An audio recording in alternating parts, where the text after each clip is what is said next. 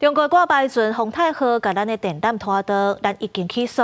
不过，另外一只长顺号是改名改做先锋号，走来咱房山的海底电缆区，形状是真可疑。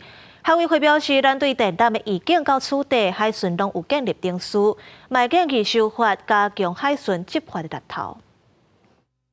大海真无平静。蒙古籍的货船中顺号，今年2月启用发现讲出现伫咧房山的海底电缆区，形状真可疑。想袂到中顺号后来改名改做先锋号，3月份入港维修，最近搁伫咧房山海底电缆区乱烧。海巡是提悬警戒，不过台湾允准外国的船仔入港维修，伊的目的煞有可能是影响咱国的海底电缆。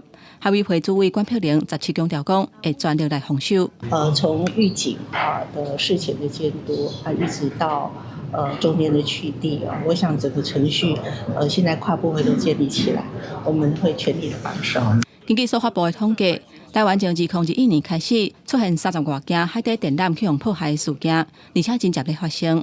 关佩玲表示，海底电缆有自然登记的，嘛有渔船破坏的，包括互起诉的中国宽基轮、宏泰货船，涉嫌甲台澎第3海底电缆拖登去。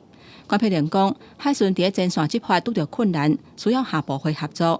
目前向收电业法、电信管理法、甲准配法的方向来行。港口的管理先广播，那如果不行的话，我们的那个海巡署的舰团也会去做相关的驱离。电信管理法是这个海缆的断缆的船嘛哈，目前没有这个条款，那确实是可以修。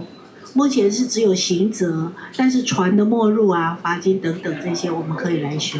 关佩玲讲，有真侪船仔用2套以上 AIS 的自动辨识系统，其中嘛有台湾的渔船仔用中国海警船的 AIS 来掠鱼啊。目前甲交通航管部门建立机制，确实是有查获到台湾的渔船，它挂中国船舶的假名，在大陆的海域捕鱼，或许对他们来讲有所方便。我们还必须去修船舶法，才会有罚则。国防部嘛全面清查，有62个官兵有领中国的机组证。关佩玲表示，有3个海巡队的队员有领中国的机组证，是伫咧招募进前就摕到的，目前拢已经注销。这3个人嘛无接触机密甲敏感的业务。公视新闻台北报道。